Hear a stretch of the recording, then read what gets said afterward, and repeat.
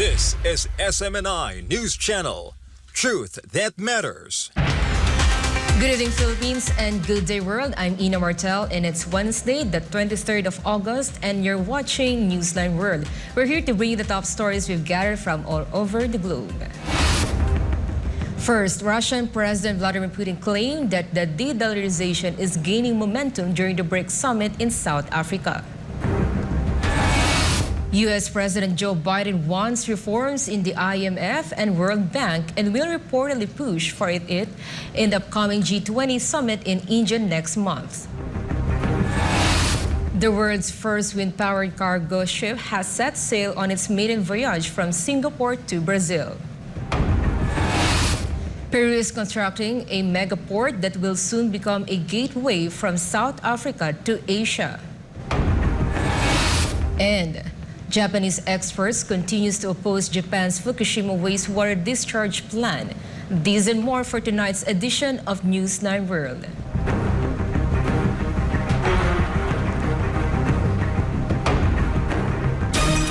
First in our news, experts continue to warn the Japanese government and Tokyo Electric Power Company of the possible damage of its nuclear wastewater release. Natsumi Kojima reports.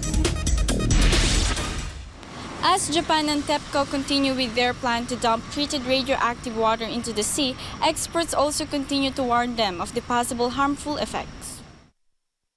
Goto Masashi, an engineer and former nuclear power plant designer, believes that the treated and diluted nuclear wastewater from the Fukushima power plant contains various substances such as tritium, which will have extremely harmful effects on the human body and to the whole ecosystem in the future. その体内に入った時の経路があって、一番その放射性物質の種類によってどこにの臓器に行くかがいろいろありますよね。セシウムだったら甲状腺の話であるとか、それから、ね、ストロンチウムだったら骨に行くとか、そういうふうにその特別なルートがあって、そういうふうに行く形になりざるを得ないんですね。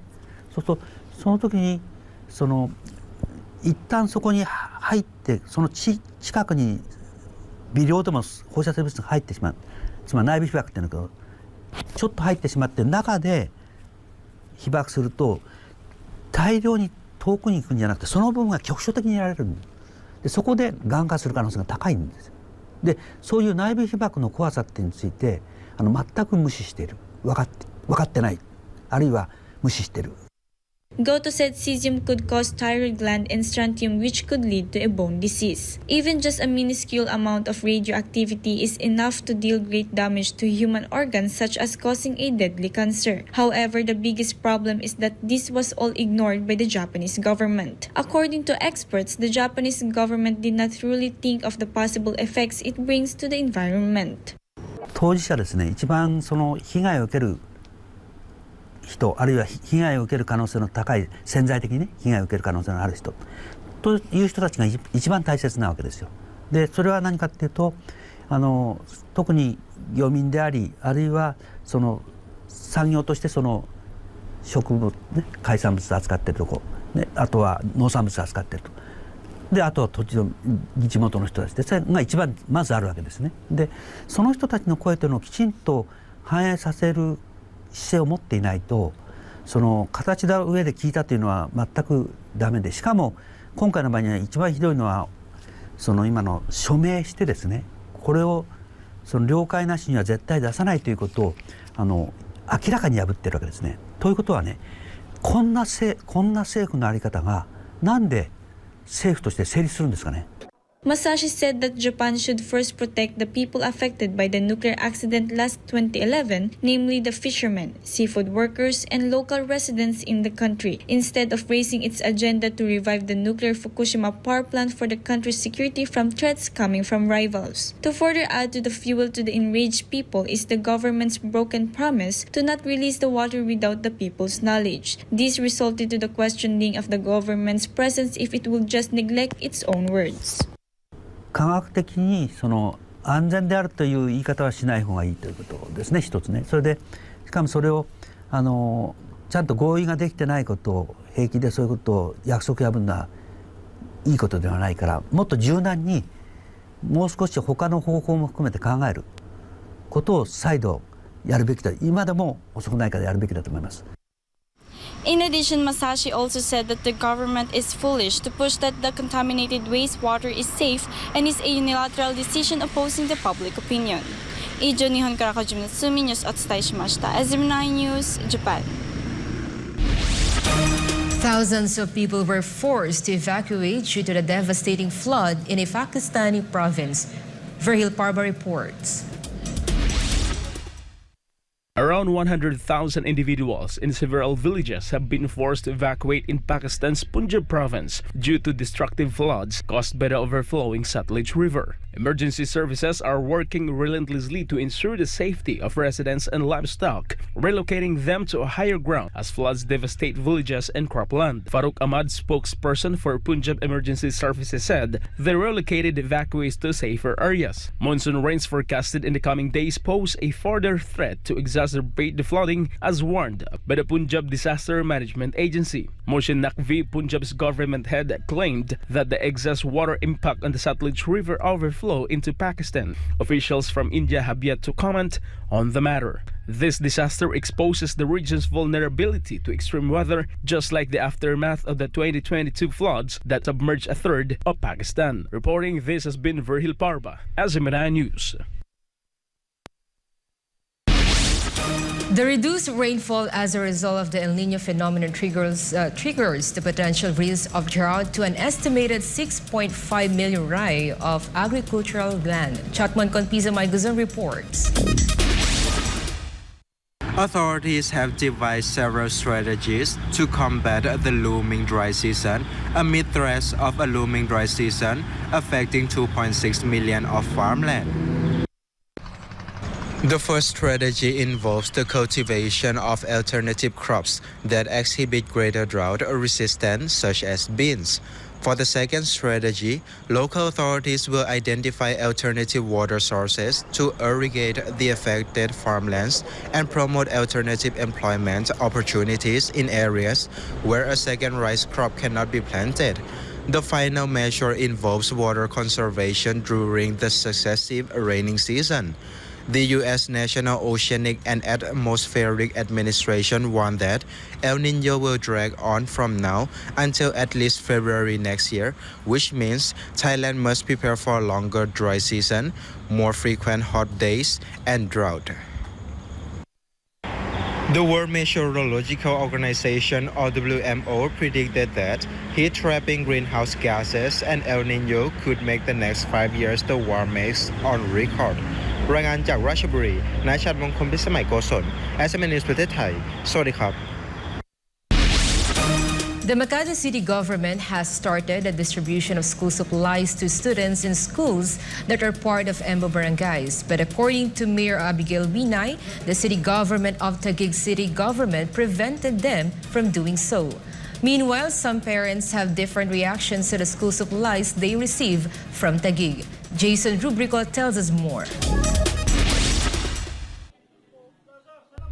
Some parents will inevitably compare the school supplies they used to receive from Makati and now from Taguig. Aling Nelia has 4 children who are all studying at Pembo Elementary School, one of the 14 schools in Embo Barangay affected by the Makati-Taguig dispute. She was shocked and disappointed because for her, the school supplies provided in Taguig were insufficient.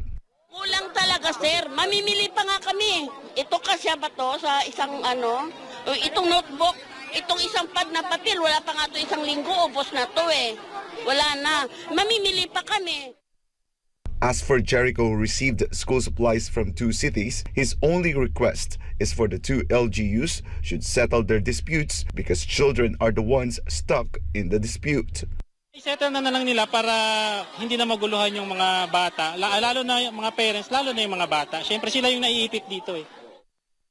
This Wednesday, the city governments of Makati and Taguig distributed supplies to 14 schools in Embo barangays. This is after the Makati LGU, led by Mayor Abigail Binay, received a go signal from the Department of Education to provide the school supplies to the students. Hindi po kulang. Kumpleto po. Kumpleto. Pati medyas po, kumpleto po. Wala po kaming dapat nabili. Mabibili. Sana ganito. Oo. para wala nang babayaran. Kompleto na. Wala nang ibang bibilin. Kasi lahat nandiyan na. According to Mayor Binay, Taguig City tried to stop them from distributing school supplies. The Taguig tried to still stop the distribution today by asking for a written authority. So kasi hindi ko nila alam na nakukuha ko kami ng written authority, hinanapan kami ng written authority. I just like to put on record, as far as Makati is concerned, nung sila po ay namigay ng school supplies nila, hindi ho kami humingi ng kopya, hindi kami humingi ng written authority. Meanwhile, according to Binay, the benefits Embo Barangay residents receive from Makati will be stopped completely if they are transferred to Taguig. Binay explained that one of the requirements to avail of benefits such as free health services is to be a resident and a voter of Makati. Requirement po kasi sa amin para dun sa yellow card, para dun sa libreng health services, libreng gamot, libreng dialysis, libreng hospital, pati ho yung blue card namin na para sa senior citizen, ang isa pong requirement po kasi doon ay dapat residente at botante ng lungsod. So kung tatanggalin na po sila sa lungsod ng Makati, then I will have to stop giving the benefits dahil hindi na po sila qualified under the program. For God and my beloved Philippines, I am Jason Rubrico, SMNI News. Former presidential spokesperson Attorney Harry Roque urged China to reveal whoever had promised to remove BRP Sierra Madre from Ayungin Shoal. Jane Cognita files this report. Unang-una, hindi talaga natin malalaman kung sino yan dahil nanggaling naman yan sa mga Chino. So dapat, sinong magsabi kung sinong nangako, Bakit naman magdi-deny yung mga presidente na ginawa nila yon? He who asserts must prove, di ba? Yan ang ating tinatawag pagdating sa prueba, o dun sa law of evidence. This was the response given by former presidential spokesperson Attorney Harry Roque to people asking the identity of the Philippine president who had promised China to remove BRP Sierra Madre from the Ayungin Shoal.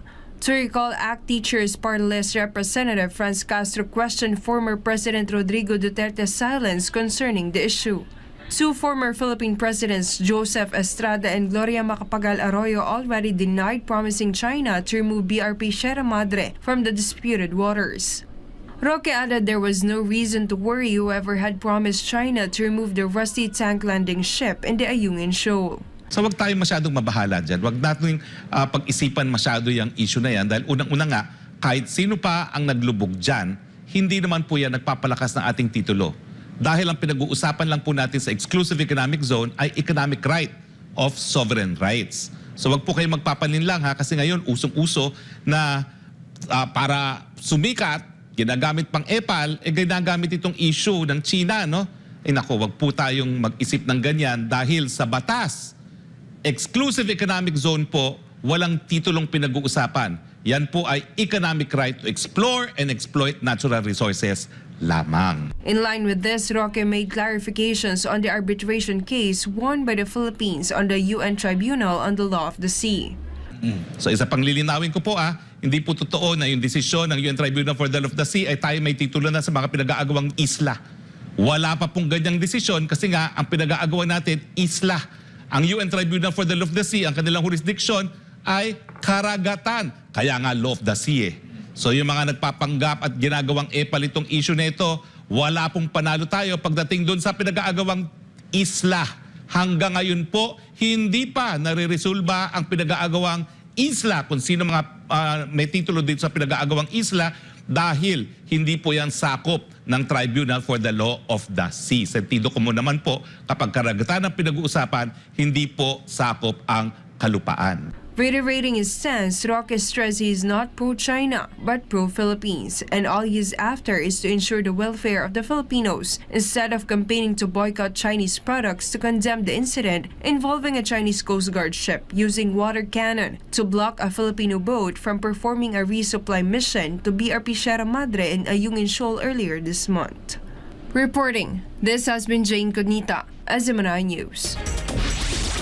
China said it hopes South Korea and other countries will join hands for solidarity and development within the Asia-Pacific region. This comes amid the increasing tensions following the trilateral summit of the top leaders of U.S., South Korea, and Japan at Camp David last week. Sigrid Castañeda has the details. China expects South Korea, together with other countries, to cooperate to avoid division, dispute and confrontation, adding that unity should be embraced for peace and prosperity of the entire Asia-Pacific region. This was stated by Chinese Foreign Ministry spokesperson Wang Wenbin in a press briefing this week. On the other hand, South Korean Foreign Minister Park Jin said in an interview with Yonhap News Agency that Seoul gave a detailed explanation regarding its trilateral meeting with Japan and the U.S. at Camp Davis last Friday to China through diplomatic channels. Park clarified that the purpose of the meeting was not to target any nation. He also stressed that South Korea is ready to build a healthy and mature relationship with China, according to the principle of respect that will benefit both countries. 中方注意到朴正外长的有关表态，在美日韩领导人戴维营会晤结束后，韩方通过外交渠道向中方介绍了会晤情况，并做了解释说明。针对此次美日韩领导人会晤和共同文件相关情况， 特别是涉华消息动向，中方已公开表明严正立场关切，也第一时间向有关方面提出严正交涉。 According to Wang, China noticed Foreign Minister Park Jin's comment after the summit at Camp David, where Park gave details to China about what was discussed in the summit through diplomatic channels. Furthermore, China advised partner countries to be wise in their statements and acts about China. 我们奉劝并敦促有关国家谨言慎行，停止抹黑中方形象，损害中方利益，停止制造分裂对抗，损害地区和平稳定，不要以牺牲他国战略安全利益和亚太人民福祉为代价谋一己私利。中方重视韩方表达的希望同中方发展关系的意愿，希望韩方同中方和地区国家一道，拒绝分裂冲突、阵营对抗的旧模式。 开辟亚太团结合作、繁荣发展的新前景。 Wang said that some countries should just stop the destructive allegations to ruin China's image. In addition, Wang also said to stop division, confrontation, and acts that bring damage to peace and stability in the region, as well as to stop selfish interests. For God and my beloved Philippines, this has been Sigrid Castañeda, SMNI News. Russian President Vladimir Putin made bold declarations during his virtual address to the BRICS Summit in Africa. Jean Domingo reports. Russian President Vladimir Putin claimed that de-dollarization, or the move away from the U.S. currency, was gaining momentum during his video message to the BRICS Business Forum, held on the sidelines of the 15th summit in Johannesburg, South Africa. He added that the BRICS members are seeking to reduce their reliance on the dollar when it comes to mutual transactions. Putin claimed that the US dollar is losing its global role in an objective and irreversible process, and that the 5 BRICS members, Russia, China, India, Brazil, and South Africa, are becoming the new world economic leaders, adding that their cumulative share of global GDP has reached 26%. If measured by purchasing power parity, Putin said BRICS has already surpassed the Group of 7, or G7 nations, accounting for 31% of the global economy, compared to 30% for the G7. Over the past decade, mutual investment between the BRICS member states has increased by 6 times. Their total investments in the world economy have doubled, while cumulative exports account for 20% of the global total, as said by Putin. Putin was represented by Russian Foreign Minister Sergei Lavrov after a decision by the International Criminal Court, or ICC, to issue an arrest warrant in March. The court based the order on Ukraine's accusations that the Russian evacuation of children from the conflict zone amounted to unlawful population transfers. As a signatory of the ICC's Rome Statute, the international body's move put South Africa under precedent, while Russia rejected ICC accusations and said that it does not recognize their authority. South African President Cyril Ramaphosa has repeatedly said that he would not carry ICC's orders because it would amount to a declaration of war. In the end, Putin ultimately decided to send Lavrov to represent Moscow in person, while he will join the summit virtually. For Newsline World, this has been Jean Domingo, SMNI News. The White House announced that U.S. President Joe Biden will discuss reforms in the International Monetary Fund, or IMF, and the World Bank in the upcoming G20 summit in India. Now, this announcement comes at a time when the BRICS nations are currently holding their leaders' summit in South Africa. Does Biden's move have something to do with BRICS? Andrea Santos has the details. United States President Joe Biden is set to advocate for reforms within the World Bank and International Monetary Fund, or IMF, during the upcoming G20 summit in New Delhi, signaling an intent to reshape global finance. This move coincides with the annual BRICS summit in Johannesburg, where emerging economies are discussing strategies to counter the dominance of Western-led financial frameworks. The White House has outlined Biden's focus on modernizing multilateral development banks, including the World Bank and the IMF, aiming to provide effective and transparent solutions to challenges faced by developing countries. National Security Advisor Jake Sullivan has announced Washington's plans to propose measures at the G20 summit that would bolster the lending capacity of the World Bank and IMF by around $200 billion. The BRICS nation, Brazil, Russia, India, China, and South Africa, account for a quarter of the global economy. Meanwhile, around 40 countries expressed that they want to join the bloc. Despite the economic clout, Sullivan stresses that the United States does not perceive the BRICS group as a rising geopolitical rival and that their support for the World Bank and the IMF is not against China. He also described BRICS as a diverse collection of countries with distinct economic interest. Reporting, this is Andrea Santos, SMNI News. The leader of one of the most popular political parties in Thailand promised a new era of change after being selected as the country's new prime minister earlier this week. Anissa de Guzman has the details. Newly elected Prime Minister Shreta Thavisin pledged to bring unity and promote policies to solve crisis and push the country to progress. His election as new Prime Minister on Tuesday ended 3 months of political deadlock. The 60-year-old real estate tycoon promised a new era of change and a government promoting inclusiveness. His political party Puatai was once part of an 8-party coalition together with the Progressive Move Forward Party, or MFP. The Populist Party quit from the alliance and decided to form its own coalition after MFP leader and election winner Pita Limjaronrat faced hurdles in being elected as next prime minister, hence resulting to months of political deadlock since the May elections.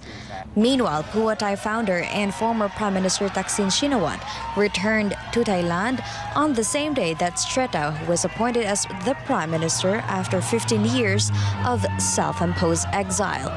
Upon his arrival, Thaksin was taken to a Bangkok prison with the Supreme Court announcing a total of 8-year jail sentence. His victory came after Puatai formed an 11-party alliance spanning 314 votes to form a government. Shreta won 482 votes of more than 375 votes required to become premier. Di siya Anissa de Guzman, Rangan Chakunte Pahanakon, SMNI News, Pratatay, Sawadika. In other news, the world's first wind-powered cargo ship has set sail on its maiden voyage from Singapore to Brazil. The 5-year-old Pyxis Ocean, the first vessel to be retrofitted with 2 wind wings, is Cargill and BART Technologies' groundbreaking innovation, testing new technology that will bring cutting-edge wind propulsion to commercial shipping for the first time. Its large wing sails measure up to 37.5 meters in height that can be fitted to the deck of cargo ships to harness the power of wind. The installation of the wings took place at the COSCO shipyard in China. Produced by industrialization partner Yna Mortel Technologies, they are expected to generate average fuel savings up to 30% on new build vessels, which could be even higher if used in combination with alternative fuels. John Dillman, president of Cargill's Ocean Transportation Visions, said that vessel is then likely to remain in the North Atlantic area to maximize wind usage.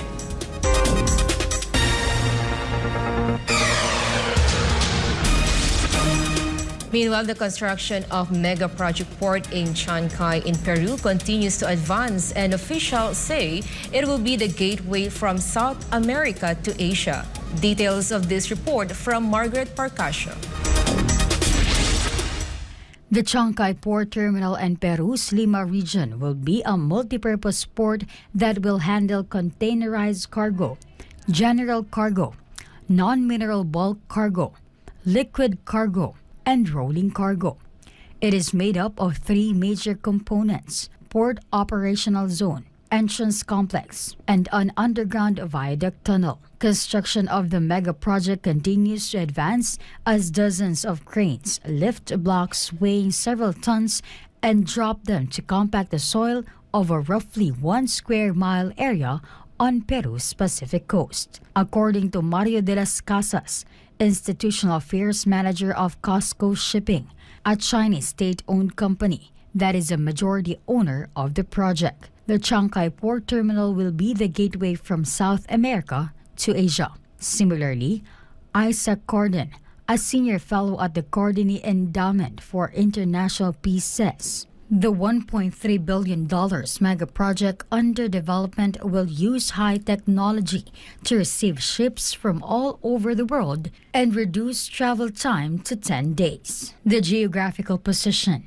current and future connectivity of the Port of Chancay will contribute to the relief of other port management centers by providing greater efficiency and better competitive conditions for users, boosting the country's economy, exports, and generating new opportunities for business. Its first stage is to be completed by the end of 2024. The containers will arrive at and leave the port through a 1.8-kilometer tunnel, the construction of which was halted in May following the collapse of part of the surface. The company says work in the tunnel area will resume in the next few days. This is Margaret Parcasio reporting, SMNI News. Iran has unveiled its latest attack drone, which it claims is the latest achievements in its defense industry. But Kazadikadis has the details. Assalamu alaikum. Tehran warned its new Muhajir-10 drone is capable of striking targets in Israel and could be used to threaten U.S. forces in the region. The unmanned aerial vehicle has similarities to the US-made MQ-9 Reaper drone.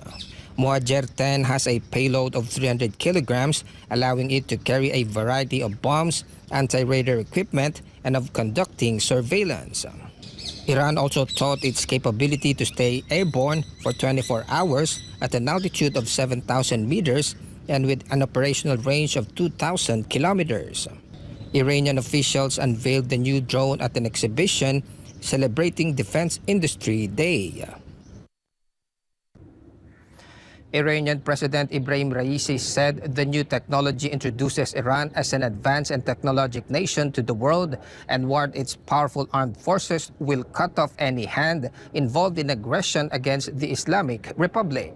Barakallahu fikum jami'an, kan hada Melchizedek Kadi sa Akhbar SMNI Kuwait. Defense ministers from the UAE and China expressed the willingness of both their countries to deepen military cooperation. Jonathan Acobo has the details. Marhaba! UAE Air Force and Air Defense Minister Ibrahim Nasir Mohammed Al-Alawi met with State Councilor and Minister of National Defense Li Shangfu in Beijing for bilateral talks. Li said Beijing aims to transform China-UAE relations into a model of state-to-state relations. The Chinese defense minister also acknowledged the rapid and stable development and practical cooperation between the two countries.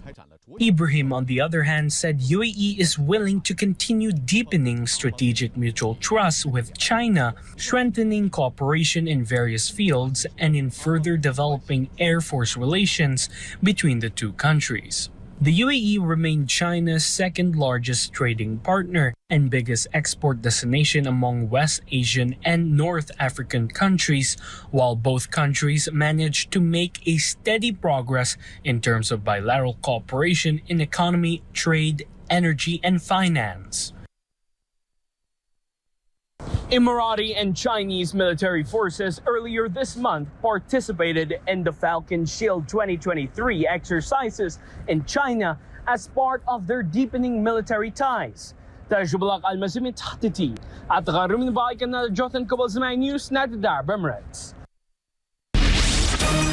Justice Secretary Boying Remulla has proposed solutions for strict monitoring and prevention of irregularities within Bilibid. Yna Mortel tells us more. Before commencing their budget briefing at the House of Representatives, Justice Secretary Boying Remulla on Wednesday acknowledged the challenges currently being faced in securing the new Bilibid prison. Especially concerning was the recent escape of an inmate from the maximum security compound. There's also the ongoing issue of persistent irregularities, including the smuggling of contraband into the prison and allegations of illegal drug activities. As a solution, marami na kaming ginagawa ngayon. Actually, I'm gonna call ko, may press con kami mayang hapon. Nagdi-dismantle kami ng mga kubol ngayon. Alam niyo na ba yan? Kao sir? Sa loob. Kasi nga, nakita namin yung congestion is also caused by special privileges given to people. Tapos yan, makikita mo yung loopholes talaga sa loob. Senator Robin Hood Padilla, on the other hand, said the attempts at escaping from Bilibid didn't succeed.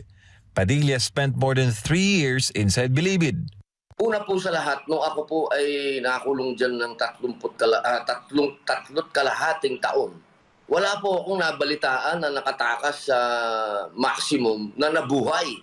Talagang lahat po dyan namatay talaga. Walang nakaligtas dyan. Kahit yung isang dating sundalo po na nakipagbarilan pa dyan, natepok din po yon.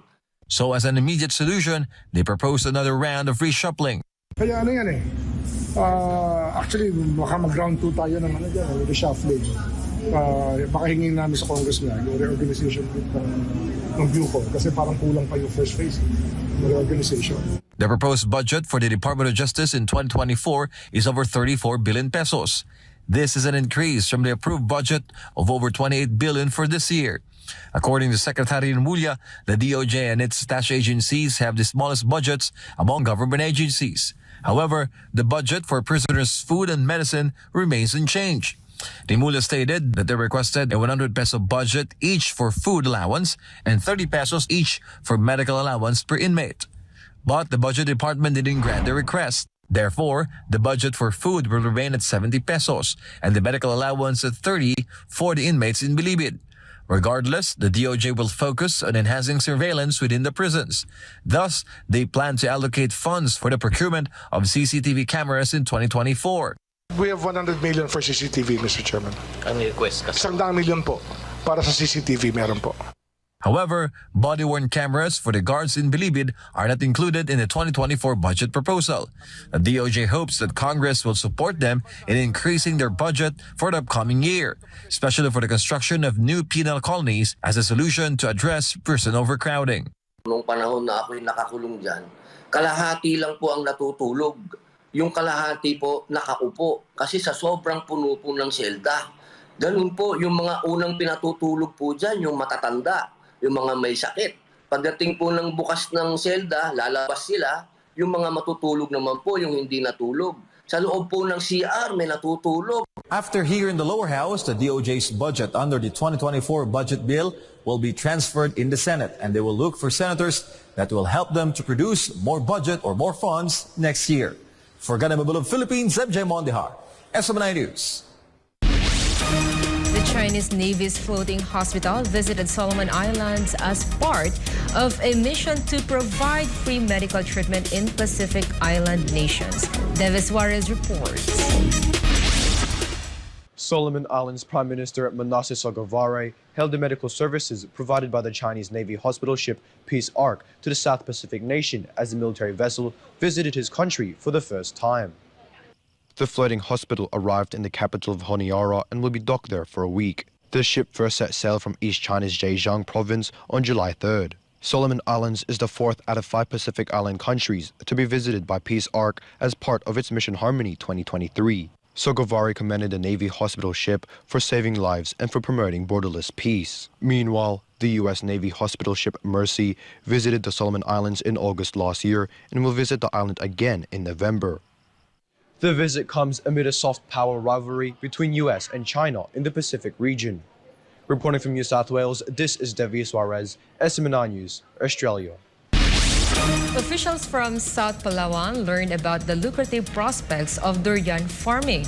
Let's find out more about the Panghabang Buhay na Hanap Buhay or Lifetime Employment Farm Tour in Davao in this report by MJ Mondihar. We embark on a journey of over an hour from the city proper of Davao to reach the Kalinan district. Our destination was the Durian Farm of former Governor Ismael Datu. This farm stands as an exemplar of best practices in durian farming. Hence, the Panghabang Buhay na Hanap Buhay program focused its farm tour there. Leading the tour was the program sponsor, Palawan 2nd District Representative Jose Chavez Alvarez. Accompanying him were the barangay captains, vice mayor, and mayor of South Palawan.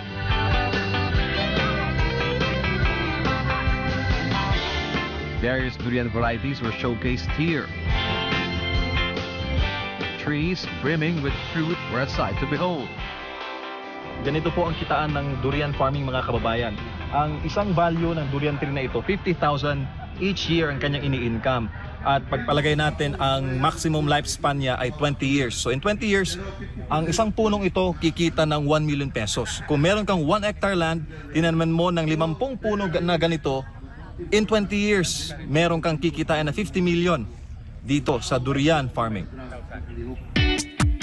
During the tour, local officials learned about the significance of proper spacing between each durian tree. They also discovered the importance of pruning branches correctly to promote healthy tree growth. The delegates were taught the necessity of exposing the durian to sunlight for a bountiful harvest. The delegation was engrossed in learning various best practices in durian farming. Kaya hinikayat ko talaga yung mga barangay captain, sila mag-una para sundon sila ba? Sundon sila sa ilang mga constituents. Kasi karamihan ng constituents sa Southern Palawan, kulang sa edukasyon. So kung pabayaan lang natin sila, pag after sa lecture mo, kalimutan na yan bukas eh. Pero kung mayroong sample ganito, na nakatanim sa 1 hectare, panghabang buhay na niya na bili ng gamot. Hanap buhay. To further pique interest in durian farming, Congressman Alvarez then brought the delegates to a durian processing plant.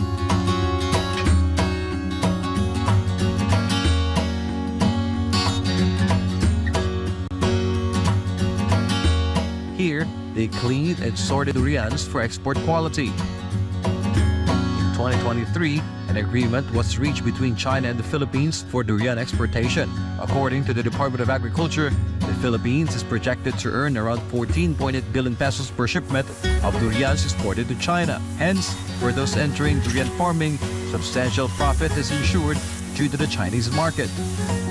Pugyan natin masarap. So, nakakusto lang sa China customer. So, namin tayo po. During this peak season, the plant aims to sell 100 tons of durian daily to China. This marks the second batch of local officials brought to various farms in the Mindanao region by Congressman Alvarez. All expenses covered. The objective is to demonstrate that progress is within reach through proper farming practices. Yung nauna namin, nagtatanim na ngayon eh. Pag-uwi nito, magtatanim na rin sila. Paglinis nila, text sila, di-deliver ng truck natin yung similya. Turuan pa natin paano yung proper planting. Meanwhile, former President Rodrigo Duterte extended greetings to everyone involved in the farm tour. He also expressed support for the Panghabang Buhay na Hanap Buhay program. It's a good undertaking, actually. You know, sabi nga niya, Palawan, malaking lupa, puro lang tanim. Kaya kailangan mo taniman. Sa ibang lugar, maraming tanim, wala naman lupa. Diyan ako bilib kami.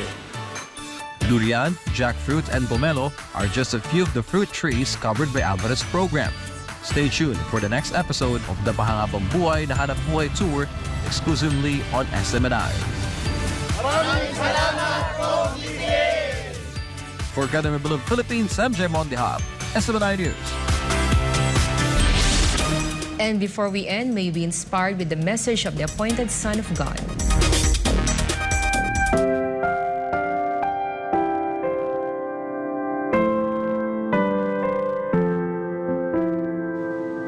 The secret to pass the trial of fire: be humble, do not murmur, do not complain, do not rebel, just obey.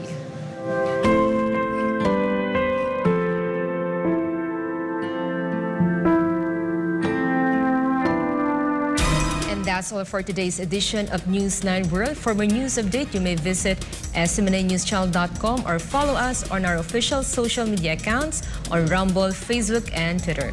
For God and my beloved country, the Philippines, I'm Yna Mortel. Thank you for watching Newsline World, and thank you to our beloved Pastor Apollo C. Cablelink, for the opportunity to be a part of this program. May you continue to listen on SMNI as it delivers nothing but fair, truthful, and balanced news, because SMNI is your source